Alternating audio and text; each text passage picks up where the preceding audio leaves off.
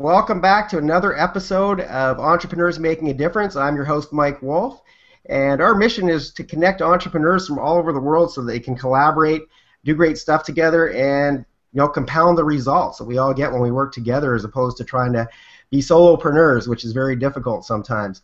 So today I have a very special guest, and I'm really happy to have her on the show. It's Dominique Molina. I'm going to read her biography here, and it says that, first of all, she's a president of the American Institute of Certified Tax Coaches, and it says here, the problem today is small business owners are wasting almost $1 billion a year in taxes they don't have to pay.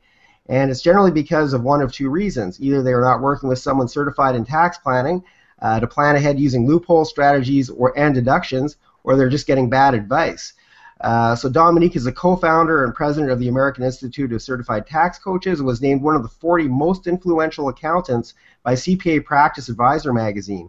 She appears as a tax expert and TV guest in regional television markets, including San Diego, LA, Honolulu, and New Orleans.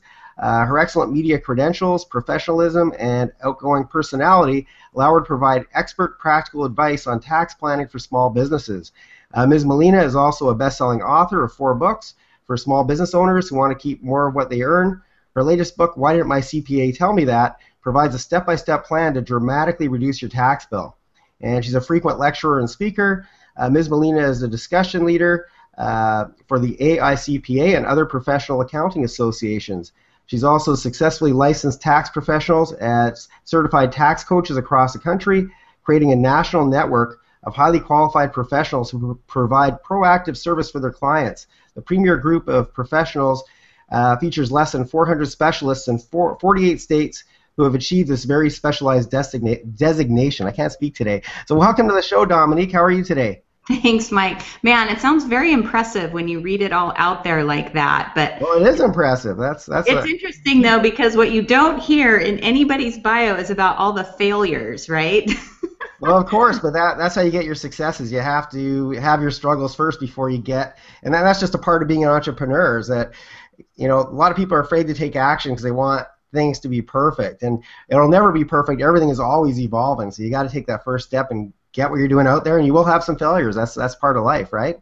Oh, absolutely, absolutely. But it's what you do with those. Do you get back up, or do you let it knock you down? And sometimes, I let it knock me down for a day or two, and I just sit in it, and I say, all right, I'm gonna have self-pity for this amount of time, and then it's back up, I'm going, Exactly. Well, you know what? It's, that's really the sign of a successful entrepreneur is how fast you do pull yourself back up. And we all get knocked down, and, life sometimes does throw a curveball, and, we all experience that. Nobody doesn't get affected by some of these, circumstances that come up in our lives, but it's how quickly we recover from that and get back up and just try again. That's really the big distinction, I think.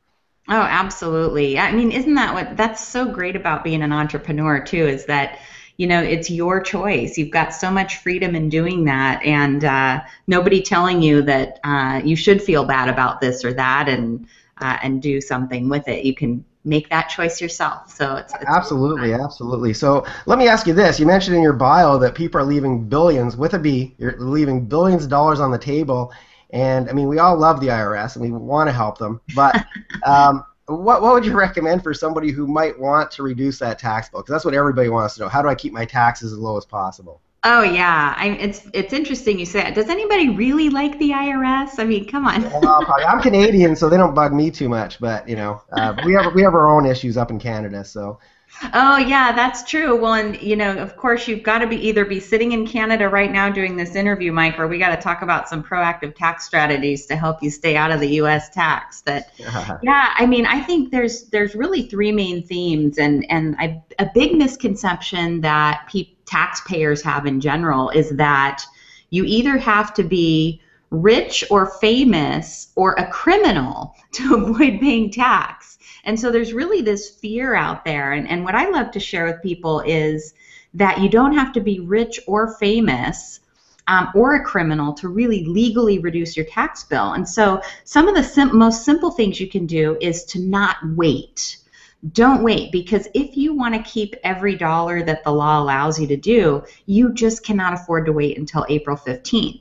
It really is a difference in perspective. And so most tax professionals are going to do a fine job putting the right numbers in the right boxes during tax time, but that takes a different skill of perspective. It takes being a historian, kind of recording that history. You're recording what already happened, and unfortunately, we can't change history, but you actually can rewrite your future by taking advantage of the laws if you know what they are and changing the way that you do things going forward. And so if you make a plan going forward to take advantage of things, you can make a really big difference in your tax bill. And for some folks, it's a couple $1,000s a year that they might save, and for some it's millions of dollars a year if you just know how to play the game. It's sort of like a chess game. You lay out your business, your investments, your lifestyle, what your plans are for the future. If you're providing for family or kids or aging parents or wanting to travel around the world or own investment properties, whatever that might be, and then you combine that with the loopholes that are available, and it's possible to pay very little in taxes just by doing exactly what the IRS actually wants us to do, and that is to use the tax code the way it was intended. So don't wait. Create a plan that takes advantage of every available break that the law allows, and really find an expert who can coach your way to a lower bill. Nobody really wants to have to know this, and I have a confession to make. I don't even really want to have to know it, but someone has to do it. And I love the strategizing and the planning, and it pays off big time. Oh, absolutely. And as you know, I'm a real estate investor, and I teach other people how to make money in real estate. And so one of the things that I know is that a lot of the rich people pay less taxes, especially than the middle class. And there's a lot of advantages, not just in real estate, but obviously being strategic. So what are your comments? I mean, we have these very wealthy people that are paying very little tax, and the middle class is paying a lot of the brunt of the taxes. So maybe elaborate on that a little bit and how that all works. Yeah, I think it's a big misconception, and the misconception starts with that it's how much you make that makes a difference in your tax bill. And really, I just want to help educate people to understand it's not how much you make that makes a difference, it's how you make it. So Mike, you've made your success in real estate, and you've probably experienced that real estate is taxed very differently than getting a paycheck from an employer, right? So the most expensive way to earn your income is as an employee. So big bonus for all the entrepreneurs watching, you have an advantage. We have an advantage. There are incentives that the government gives us to promote their public policy. And one of the foundations of this country was based on the notion of owning land, owning real estate. And so the government wants to encourage us to do that. And so how do they do that? Well, they incentivize us to do it. And so they give us a bit of a tax break for those of us who earn money owning real estate. Another great example is business ownership. Small business is it's the heart of our economy. Over 90% of our economy is propelled by small businesses. So what's the best way then to stimulate that economy is to give those breaks to small businesses so that they can employ more people, so that they can grow and flourish, so that they can produce and export products that are ultimately going to feed our economy. So the government then instills these incentives, and really what we're doing is we're doing exactly what they want us to do.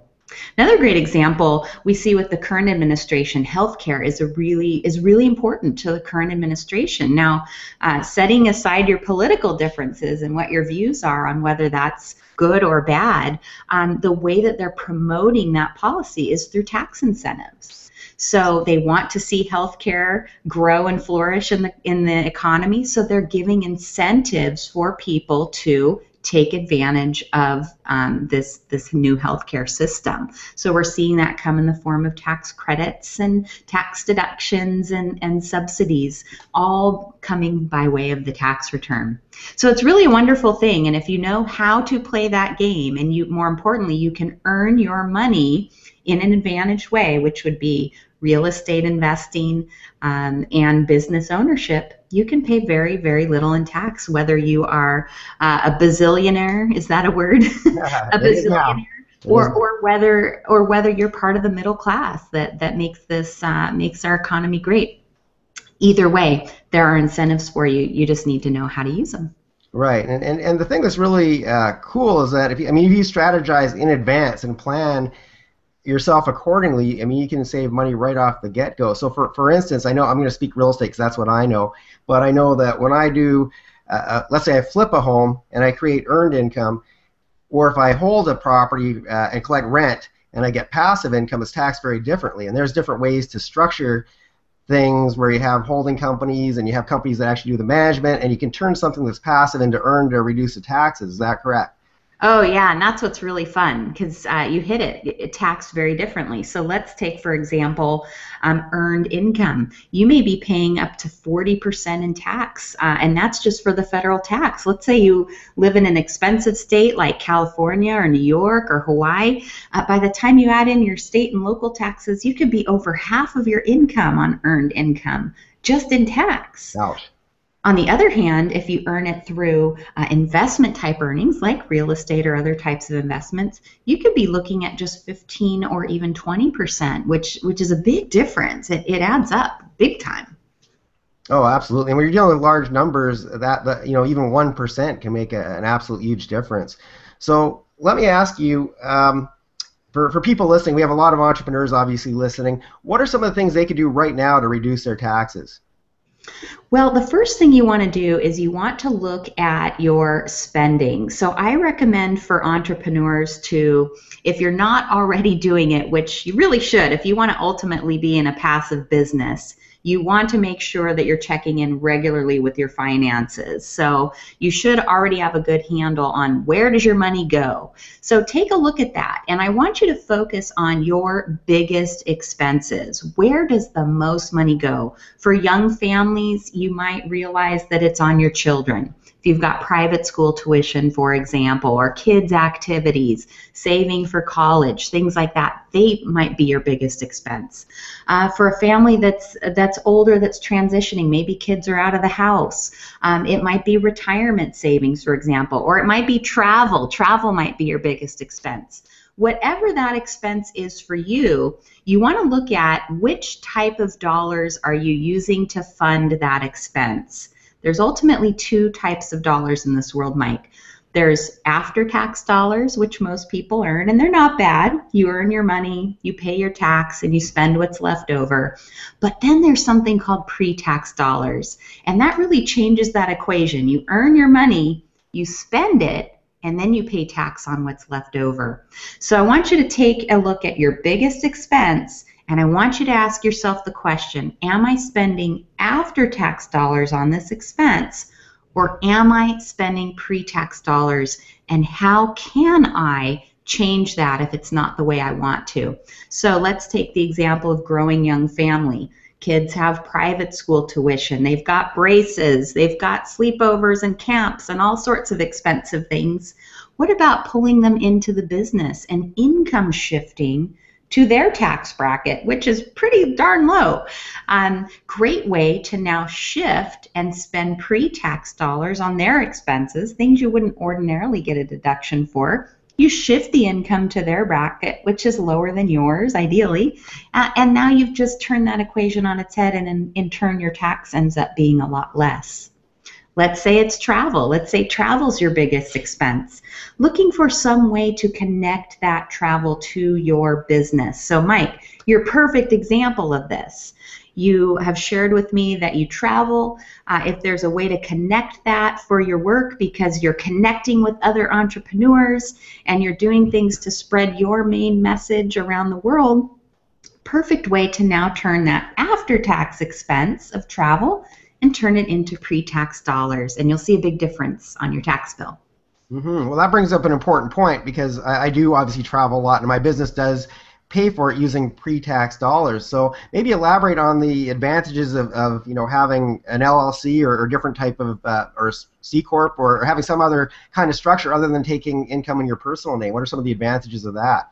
Yeah, great point. In fact, I see that's one of the most expensive tax mistakes that business owners make, and that is not optimizing your business entity choice for your business. So you hit on LLC, corporations, there's all kinds of other entities as well, S corporations and limited liability partnerships, there's all kinds, and they all have different tax attributes.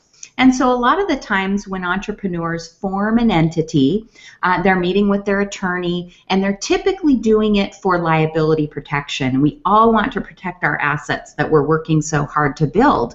But a lot of times what gets missed, Mike, is there's a tax attribute as well. For example, some things are deductible in certain kinds of entities, and they're not deductible in other kinds. For example, fringe benefits. Not deductible in an S Corp. Very, very common ownership structure for a lot of small businesses. Well, most of us have medical expenses, right? And that's a fringe benefit. So if you're an S Corp owner, you may be missing out on a very, very big expense of yours on a monthly basis. They are deductible in a C Corp, however. There's also different tax rates, especially right now we're seeing top tax rates for individuals are almost 40%, but in a C corporation, the lowest tax bracket is only 15%. So what you really want to do is you want to, again, go back to where are you spending your money and where do you want to spend your money ultimately? What are your future plans? And then you want to look at which entity is going to give you the biggest tax advantage. And it just might be that you benefit from having more than one. So we use multiple entity tax planning structures to income shift around so that you can have the best of all worlds. Exactly. Well, so here's the funny thing, though. I mean, I've over the years I've switched accounting professionals that I've used, and obviously as my business has grown, I've needed more complex structures, etc. So, I mean, sometimes I've met with accountants where I felt like I knew more than they did, and I don't have the designation after my name. But how do you speak to that? Shouldn't everybody know this stuff? Yeah, that's a good question. They should know it. And the truth is they do for the most part. But this is when you go back to that issue of perspective. Most accountants focus on what's happened in the past. We're historians. We do a really good job at recording what already took place. But you can't change history. So you want an accountant that has that good handle and a great perspective on the future. Proactive planning is really the key to that. It's the ability to do some forward thinking, to lay out your situation. We don't have a crystal ball, but every good tax plan really should extend out about 3 to 5 years.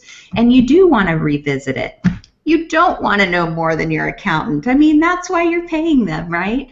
So you want somebody that's going to regularly pick up the phone and say, Mike, I got a great idea for you that's going to save some money. When can we sit down and talk about it? Because I'm really excited. In fact, your tax bill is going to go down $20,000, $30,000 this year. We got to get on this right now. Dominique, you can phone me anytime with that kind of anytime. I got plenty of ideas. And so to me, that's a really simple litmus test. You want to ask your accountant, how often will you be contacting me with ideas to save on taxes? That's what you're looking for in a relationship, right? So the truth is, accountants know this, but it's in perspective. So Mike, if you were to go to an accountant and say, hey, I want to know, can I deduct fringe benefits in my S corporation? They're going to say, well, gosh, Mike, let me tell you how the law works. You can't do it. They know the law. On the other hand, someone with a forward-thinking perspective is going to say, gosh, Mike, we really need to talk about your entity choice because you're an S corporation right now and your medical expenses are getting up there. And so I want to look at now bringing in a C corporation or an LLC or some other structure so that you can get the best of all worlds. That's really the difference. So finding out how often are they going to meet with you. And then people are often surprised to hear, too, that your accountant should actually be making you money. Most people write a check and it's just a cost of doing business. But a really good accountant will earn that income back for you and then some. And that's the power of tax planning. You should be able to see a multiple back on that investment that you're making with them through really good sound planning. And so that's a good litmus test too, is to ask your accountant, how much can I expect to make as a result of working together with you? I love the way you think. That is awesome. I love that. So there's probably some people listening right now that are saying, you know what, I think I'm paying too much taxes. So how would a business owner who's listening in, how would they determine how much they're paying too much, and how can they correct that? Well, bad news and good news. Bad news is they're right. They probably are paying too much. They probably aren't taking advantage of every break that the law allows. How much? Well, you should be able to meet with someone, and within about an hour, they should be able to tell you how much you're wasting and how much you can expect to save through a proactive tax plan. There's a lot of resources out there to help you get educated enough so that you can meet a few proactive planners and decide who would be a good fit for you to work with. You want to look for someone who's certified in tax planning. We have a few different books out that can be really helpful. Our latest book is called Why Didn't My CPA Tell Me That? It's all about the ideas, things that just get really commonly overlooked that make a big difference in your bottom line and how much your personal bank account grows. We are the business, and that's what matters in the end, right, is how much of that we're actually able to keep. You can find resources just by going to certifiedtaxcoach.com. There's even a quiz you can take to find out how much you might be overpaying. But it really pays just to get started now. Don't wait. You really can't afford to. The later you get in the year, the less time is available to actually implement a plan that's going to rescue all that wasted tax. Exactly. No, that's great advice. So, and you've certified, I believe you said, in 48 different states. You have people that can help in 48 different states now, right? We do. For some reason, North Dakota's been a tough one. Oh boy. North Dakota, we're having trouble. But if you know, everybody's digging. They're looking for oil right now. They're not doing accounting. But you know what? There's a lot of tax planning you can do on all those royalties from oil. So you got to get planning. North Dakota and Delaware. So we're working on those last two states. But yeah, we've got hundreds of professionals across the country. And I would say too, it's a little bit like dating, Mike. So you want to make sure that you click personality-wise. You definitely want to make sure that you and your tax planner have a good understanding of your business, that your tax planner has a good understanding of your vision. Where are you trying to take your business in the future? What are your primary objectives in life? How do you give back to the community so that they can support your mission? Because ultimately, that's what this is about, right? It's about building these relationships so that you can further your vision and your mission and your impact on the world.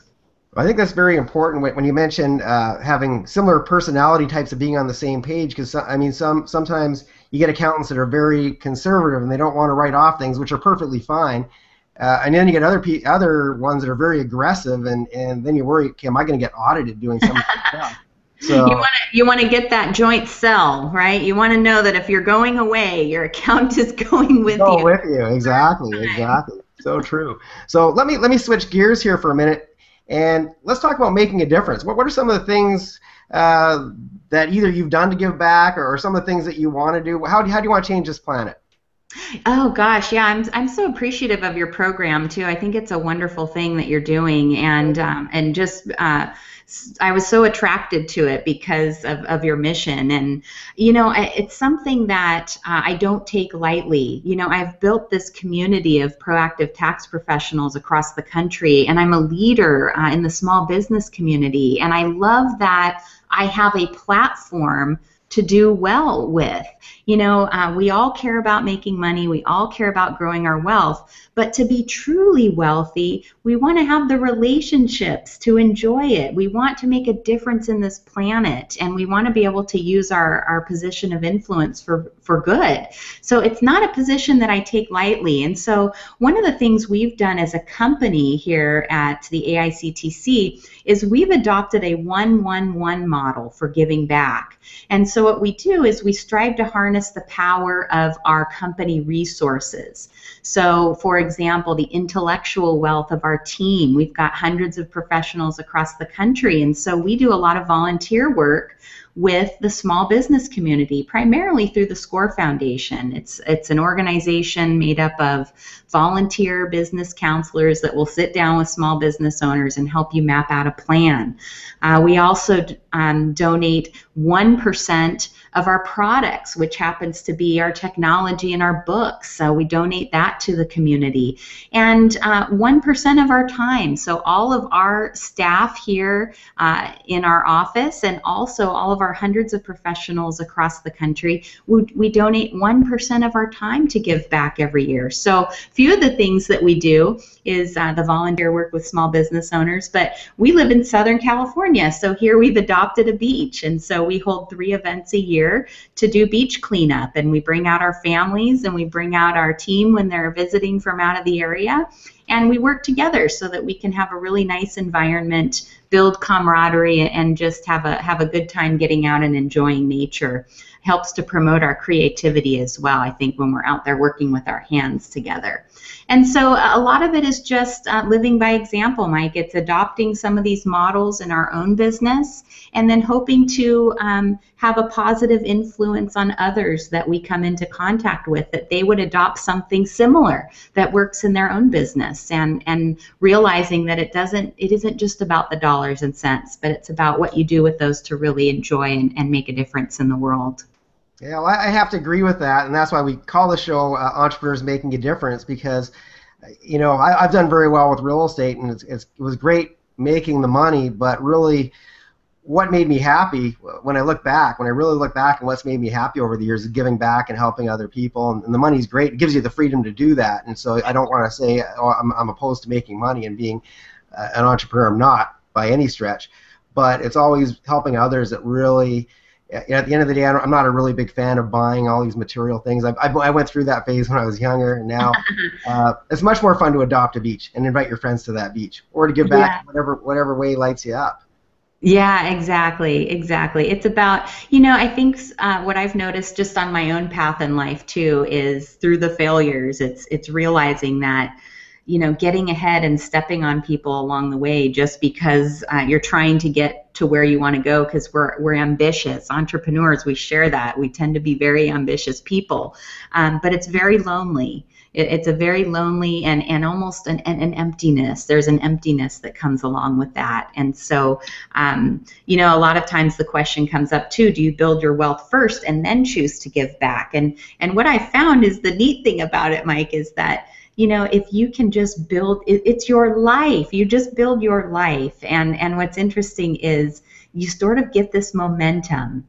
And so as I'm living my life the way that I want to do my life, good things really happen. And so the momentum starts to pick up, and it's not about putting one or the other first. It's just, it's all holistic, and it all comes together, and you can have a lot more fulfilling relationships and a very, very rich life in every sense of the word. Yeah, those are great words of wisdom, and thank you for sharing that. So we need to wrap up here fairly soon, unfortunately, but how can somebody get a hold of you if they want to work with you?